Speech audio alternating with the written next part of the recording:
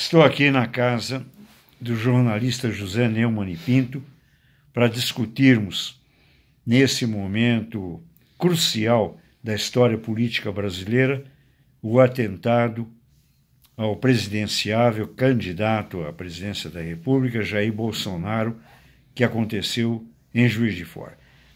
Desde já, deixando estabelecido, deixando registrado, deixando claro que eu e o Zé Neumann e Pinto temos posições divergentes quanto à questão do atentado. Mas é exatamente por isso que resolvemos gravar esse depoimento, essa interlocução.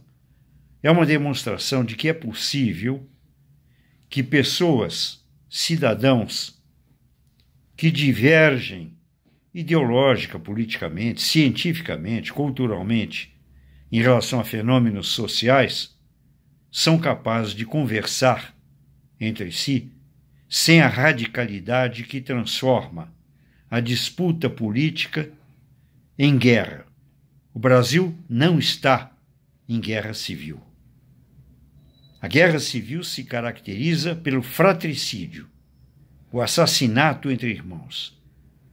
É preciso desarmar este estado de espírito antes que contamine, inclusive, o resultado da eleição. Então eu começo fazendo a pergunta para o José Neumann e Pinto. José, você como intelectual, como jornalista, homem, inclusive, curtido no sertão brasileiro, cangaceiro. Bom, aí é sua autoqualificação. Orgulhoso de ser cangaceiro. E eu, um sujeito de Juiz de Fora, cidade que acabou sendo cenário, e é lamentável porque parece que, de alguma sorte, a minha cidade natal, Juiz de Fora querida, fica marcada, em termos sociológicos, como uma espécie de epicentro de movimentos radicais. Começa lá com o General Mourão e agora com esse fato. Ainda mais na minha rua Halfield querida, enfim. Mas estamos aqui os dois divergindo, discutindo, e você não está me ameaçando, nem eu te ameaçando. Estamos simplesmente numa interlocução, tentando compreender, numa somatória, na dialética, em termos de síntese, o que aconteceu e o que vai acontecer, tentando refletir a respeito. Na sua opinião, o que é que aconteceu? Aconteceu um atentado político, um atentado contra a democracia. O Jair Bolsonaro é um homem comum, como eu, como você, mas é um candidato a presidente da República, tem ideias, você pode discordar das ideias dele, ele pode discordar das suas.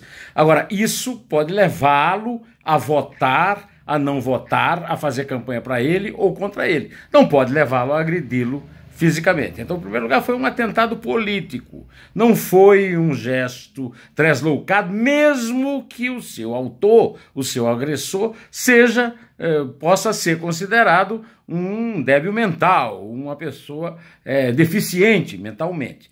Mesmo que ele seja, o resultado disso aí é um atentado terrorista contra a liberdade que qualquer cidadão tem, inclusive os inimigos da democracia, inclusive o agressor e a vítima, de disputarem cargos eleitorais desde que estejam aptos a isso, autorizados pela Justiça Federal e que se disponham a fazer uma campanha dentro das normas.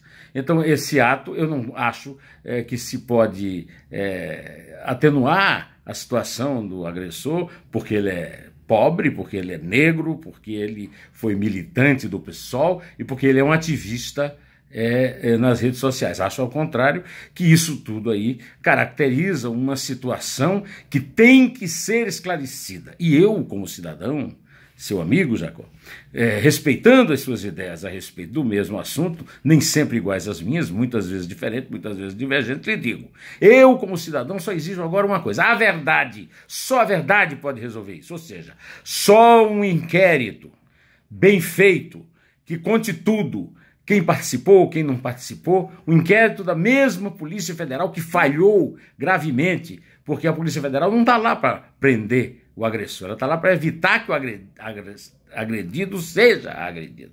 A Polícia Federal falhou, a oportunidade que ela tem de recuperar-se a si mesma e ao Estado brasileiro é fazer rapidamente, antes das eleições, se possível, um inquérito que aponte as verdadeiras causas. Essa história de foi Deus que mandou, não. Um inquérito de verdade. Quais são as conexões que esse senhor tem, por que ele tinha essa faca, por que ele ficou 15 dias em Juiz de Fora sem ter dinheiro para isso, um servente de pedreiro, por que ele foi treinar tiro em Santa Catarina, por que ele colocava coisas tão agressivas, ou usava coisas agressivas também do próprio Bolsonaro na rede social. Tudo isso tem que ser esclarecido. Eu não quero nada mais do que isso. Por que o PSOL está envolvido nisso, de alguma forma, como esteve no caso do incêndio de domingo no museu, que é dirigido pela Universidade Federal, que é controlada pelo PSOL. Então é isso, a minha posição sobre isso é essa, não há atenuantes para esse caso, ao contrário, é um agravante muito sério, interfere sim no resultado da eleição, isso aí podemos conversar mais tarde a respeito disso, e eu queria saber de você, Jacó, o que é que você acha? Você acha, foi uma coisa surpreendente, foi uma coisa inusitada, mas foi inédita do ponto de vista da história e da realidade, Jacó Pinheiro Goldberg? Muitas vezes eu tenho comentado a questão que em alemão é denominado do Zeitgeist, que é o espírito do tempo. Quando criança, Neumann, eu fui para o Rio de Janeiro. Foi no começo da adolescência.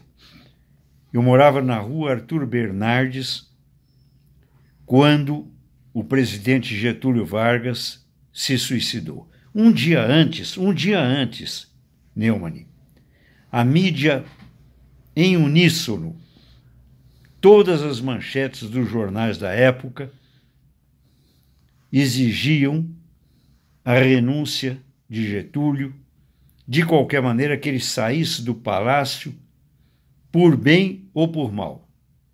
E a opinião pública correspondia a esse desejo. De madrugada, eu estou na rua Arthur Bernardes, 48, na pensão do Frártel, eu ouço um barulho ensurdecedor. A multidão, mas eram milhões de pessoas, José, descendo dos morros, descendo dos bairros, todos caminhando, e você ouvia um coro monumental. Getúlio, Getúlio. Em 24 horas, com o suicídio, Getúlio alterou a história política do Brasil. E isto não é inédito. E a multidão que foi para o enterro? Exatamente. Então, o que acontece? E a herança que o Getúlio deixou hoje?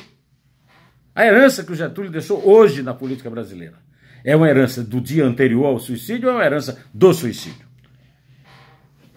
Essa pergunta do Suazé, ela é exatamente um dos propósitos dessa nossa conversa de hoje. Tentar compreender como é que um fato de ruptura, porque um atentado o que é? Numa corrente natural que está acontecendo, na fluidez dos acontecimentos sociológicos, políticos, um atentado é uma ruptura. É o que aconteceu com Kennedy e assim por diante. O arquiduque Ferdinando, exatamente, que propiciou a Primeira Guerra, Grande Guerra Mundial. Então, a sua pergunta, eu creio que nos joga num ponto nodal. O grande movimento que foi ensejado pela presença de Getúlio Vargas na história política do Brasil fica numa herança e num legado. De antes é o Getúlio da ditadura. O Getúlio do Estado Novo? Isso. O Getúlio populista da eleição de 50? Ou o Getúlio que se matou para entrar na história? E é impressionante, porque você está repercutindo, reverberando nesse momento uma espécie de advertência para os historiadores. Como é que isto? Porque essa é a pergunta que estão fazendo para você, como jornalista, para mim, como um estudioso de comportamento, o tempo inteiro. Como é que isto vai redundar Isso vai ser em benefício da candidatura do Bolsonaro, vai em detrimento da candidatura, ele é prejudicado, ele é favorecido. Ele já foi favorecido de uma coisa, Jacó. Ele tinha 9 segundos na propaganda eleitoral, na televisão e no rádio, agora ele está tendo 24 horas. Daqui a 2, 3 dias ele vai ter 2 horas, sei lá, depois 1 hora a cada dia, pelo menos em 10 dias, ou seja, o Jair Bolsonaro já foi favorecido, e não estou dizendo isso para fazer nenhuma insinuação de que ele possa, que a vítima possa ser responsável pelo fato dele ter sido vitimado, mas eu quero dizer que quando chegar a eleição, ele ainda vai ter mais tempo por causa desse atentado do que o Alckmin, que é o candidato, o adversário dele, que tem mais tempo no horário da televisão. Então já é um favorecimento. Eu não sei se isso vai levar a pessoa que não votava nele a votar nele, provocando uma vitória em primeiro turno. Mas sei que é muito provável que a rejeição dele caia. E a rejeição cair significa que se ele chegar no segundo turno, as chances dele serão maiores do que eram antes do atentado. Mas eu te pergunto, Jacó, e o efeito comoção? E o efeito pena, dó, que o cidadão comum tem de uma vítima, de um atentado, de uma atitude tão grosseira, tão estúpida, por a pior de todas as motivações, a diferença partidária ou ideológica entre o agredido e o agressor. Existe uma variável que é uma variável essencial, fundamental e decisória, que é a questão da versatilidade no caldo de cultura. O que é o caldo de cultura? É o clima que se cria em torno de um fenômeno social. Por exemplo, um campeonato mundial cria que clima? Um clima de euforia, de excitação, de alegria, de estímulo. Uma eleição, um clima de definição. As pessoas passam a se considerar partícipes no destino da nação. Todo mundo, eu, você, o Zé Ninguém, o outro ali da rua, o presidente, o general, o comunista, o fascista. O Adélio Bispo de Oliveira. O Adélio Bispo de Oliveira. E aí é muito interessante, porque vejo e ouço por aí, Zé, uma discussão que não me parece ser a fundamental. Qual seria o nível de equilíbrio mental do Adélio? Ora, vamos partir do pressuposto que todo sujeito que tem a predisposição do homicídio, do assassinato, obviamente não é um sujeito normal. Evidentemente não é. Eu escrevi aquele livro, Psicologia da Agressividade, onde eu defendo essa tese de que é muito sutil, muito tênue a diferença entre normalidade e anormalidade quando se trata de crime de morte. O sujeito normal não é um assassino. Não pense em eliminar a vida de outra pessoa, quaisquer que sejam as suas diferenças. Exatamente. E, aliás, um dos propósitos desse nosso encontro foi exatamente esse. Nós temos posições divergentes inúmeras vezes e somos capazes até de brincar com essas posições, respeitando a dignidade inerente à condição humana, que é mutante, que é variável e que tem dignidade em si mesmo. Eu sou um sujeito capaz, até mesmo como mineiro e como judeu, de respeitar um fascista. O fascista pode não gostar de judeu, tem todo o direito. Isso não lhe dá a obrigação de detestar o fascista. Exatamente. Posso divergir dele. Exatamente. Eu tenho amigos que são até antissemitas. O sujeito chega para mim e diz: eu não gosto de judeu. Ué, ele lá terá suas razões, coisa e tal. É claro que eu vou considerar que ele tem mau gosto. Mas ele talvez considere, de minha parte, ter mau gosto de ser mineiro. Eu me lembro, inclusive, quando fui transferido de Juiz de Fora aqui para São Paulo para servir, tive um e outro engraçadinho que tinha um certo preconceito, como você provavelmente. Por ser nordestino. Por ser nordestino. Sempre sou lembrado, adoro São Paulo, estou em São Paulo há 48 anos, Mas sempre, todo dia, eu ouço alguma piada sobre minha origem nordestina, e isso não me ofende e não me faz amar menos São Paulo, nem os paulistas. Amo São Paulo e os paulistas, mesmo os preconceituosos que acham que eu sou um ser inferior porque eu sou nordestino. Exatamente. Então, só os radicais, e radicais existem em todos os grupos, de esquerda, de direita, de centro, evangélico, católico, judeu e assim por diante. O que me parece, Zé, ver se você concorda, eu já divergimos outra vez e não venha com cangaço para cima de mim. As pressões e contrapressões nesse momento estão a nível de histeria na sociedade brasileira. Tem famílias, inclusive, rompendo relações íntimas de amor, de afeto, por divergências políticas e ideológicas. Isso é um absurdo, é preciso esfriar esse clima. Por quê? Esse clima... que levou ao atentado. É que levou ao atentado, porque ele mobiliza, esse clima mobiliza a fantasia persecutória, paranoica. Por exemplo, eu vi numa das imagens que fizeram onde morava o criminoso, um símbolo da maçonaria.